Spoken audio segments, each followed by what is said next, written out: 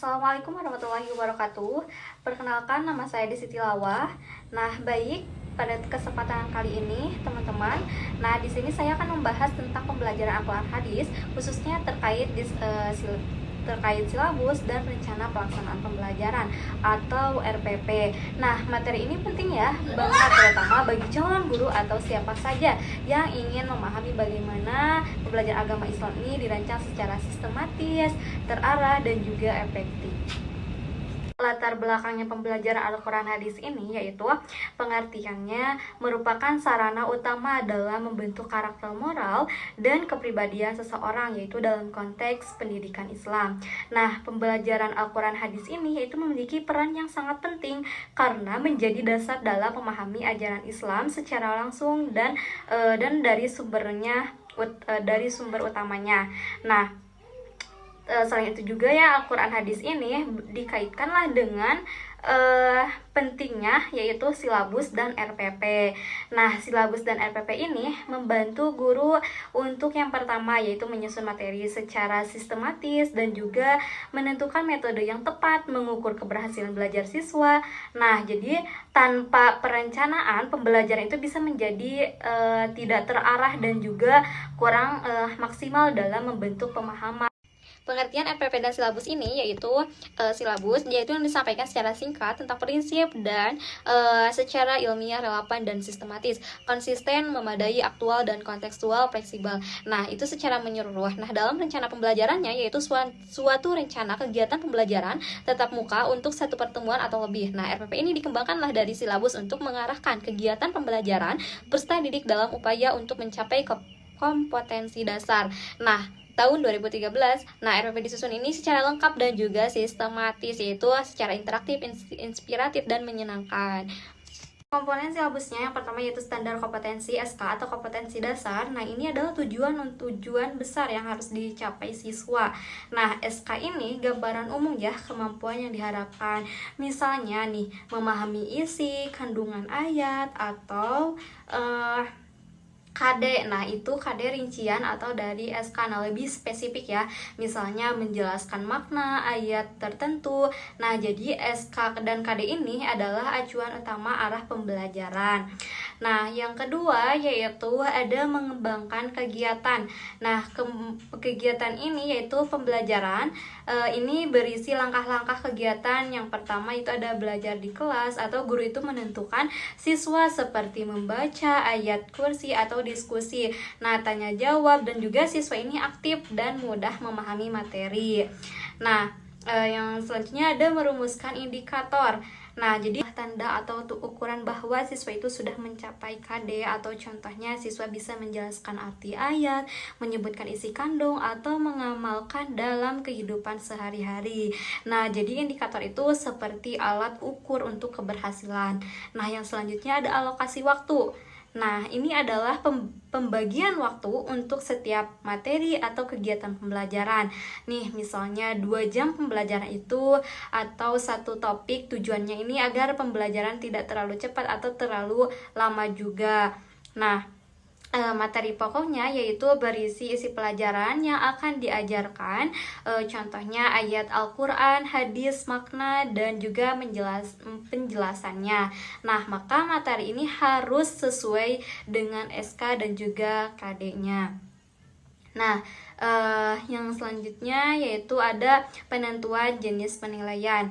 Nah, penentuan jenis penilaian ini, guru menentukan bagaimana cara menilai siswa, bisa berupa tes atau tes tulis, lisan, praktik, atau juga penilaian sikap. Nah, sejauh mana pemahaman dan akhlak siswa ini.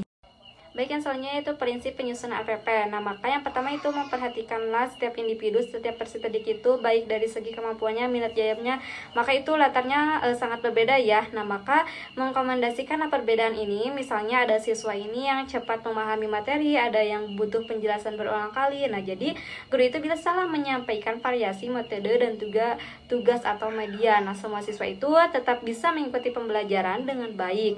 Nah, yang kedua yaitu berpusat pada peserta didik. Nah, maka pembelajaran itu tidak lagi berfokus pada guru, nah tetapi pada siswa, student center atau artinya yaitu lebih aktif dalam proses pembelajaran seperti diskusi, menemukan sendiri konsep, atau guru itu berperan sebagai fasilitator yang membimbing. Jadi bukan hanya sebagai pemberi materi saja. Nah, yang ketiga yaitu mendorong partisipasi aktif. Nah, jadi dalam RPP ini harus dirancang agar siswa itu tidak pasif. Nah, maka guru itulah bisa mendiskusikan kelompoknya atau melalui tanya jawab, presentasi, atau praktek langsung. Nah, dengan keterlibatan aktif, siswa itu akan lebih memahami materi dan tidak mudah bosan juga. Yang keempat yaitu memberikan umpan balik dan tindakan lanjut. Nah, jadi setelah pembelajaran guru itu perlulah memberikan umpan balik, feedback, nah terhadap hasil belajar siswa. Nih, misalnya melalui komentar, koreksi, atau sarana. Nah, selain itu juga ada tindakan lanjut seperti remedial untuk siswa ini yang belum tuntas. Nah, maka siswa yang sudah memahami materi lebih cepat, maka pentinglah supaya semua siswa itu mencapai tujuan pembelajaran. Nah, yang kelima yaitu ada memanfaatkan teknologi informasi. Nah, jadi dalam penyusunan RPP ini, guru itu dianjurkan menggunakan teknologi seperti video, pembelajaran PowerPoint, aplikasi belajar, atau platform online, misalnya Google Classroom. Nah, ini membuat pembelajaran lebih menarik juga, interaktif, dan sesuai dengan perkembangan zaman. Dalil Al-Quran dan hadisnya yaitu dalam Quran surah An-Nahl ayat 125. A'udzubillahi minasyaitonirrajim. Bismillahirrahmanirrahim. Du'u ila sabili rabbika bil hikmati wal mau'idati hasanah wajadilhum billati hiya ahsan. Inna rabbaka huwa a'lamu bima dhalla an sabilihi wa huwa a'lamu bil muhtadin. Maksud dari ayat tersebut yaitu suruhlah manusia ke jalan Tuhanmu dengan hikmah. Jadi artinya mengajak orang lain harus dengan hikmah, kebijaksanaan, tidak boleh kasar atau memaksa. Nah, maka guru-guru atau pendidik juga harus menyampaikanlah materi dengan cara yang bijaksana, menyesuaikan kondisi dan pemahaman peserta didik. Misalnya menjelaskan sesuai tingkat usia dan kemampuan siswa. Nah, dan juga pengajaran yang baik atau itu hasanah. Jadi berarti dalam menyampaikannya itu harus dengan kata-kata yang baik, lembut, dan juga menyentuh hati dalam pembelajaran. Nah, maka guru sebaiknya memberikanlah nasihat atau penjelasan dengan cara yang santun, tidak membentak, agar siswa itu merasa nyaman dan juga mudah menerima pembelajaran. Nah, dan debatlah mereka dengan cara yang lebih baik. Nah, jadi jika ada perbedaan pendapat, maka haruslah diselesaikannya dengan diskusi atau dialog. Nah, maka jangan sama emosi. Nah, maka saling menghargai pendapat dan tidak saling menjatuhkan. Nah, yang keempat yaitu sesungguhnya Tuhanmu lebih mengetahui siapa yang tersesat dan siapa yang mendapat petunjuk. Nah, jadi mengajarkanlah bahwa hasil akhir bukan sepenuhnya tanggung jawab manusia, melainkan Allah Subhanahu wa taala. Tugas kita hanya menyampaikan dengan cara terbaik dalam pendidikan. Guru berusaha maksimal tetapi menyadari bahwa keberhasilan siswa itu juga dipengaruhi banyak faktor. Nah, jadi ayat inilah mengajarkan bahwa dalam mengajar atau berdakwah ini harus bijaksana, menggunakan cara yang baik dan santun. Nah, dalam hadisnya Nabi Rasulullah SAW bersabda, nah sesungguhnya Allah Subhanahu wa taala ini menciptakan seseorang yang apabila melakukan sesuatu pekerjaan, ia melakukannya dengan takwa atau kesesungguhan dalam profesional. Nah, analisis kritis penyusunannya yaitu teks dalam pembelajaran ini ada beberapa SMP yang ada masalah dalam cara menyampaikan RPP atau belum tersusunnya capaian pembelajaran atau ATP. Nah, serta adanya guru yang memiliki kompetensi, akibatnya pembelajaran menjadi kurang atau tidak terarah, sistematis, dan kualitasnya belum maksimal mungkin. Nah, silabus dan RPP-nya itu sering dianggap hanya sebagai administrasi, bukan sebagai pedoman penting dalam proses belajar mengajar. Nah, maka cara mengatasinya hal tersebut itu adalah diperlukan untuk peningkatan kompetensi guru, yaitu melalui pelatihan workshop atau pendampingan dalam penyusunan silabus dan RPP. Nah, penyusunan RPP juga ya yang sederhana namun fungsional.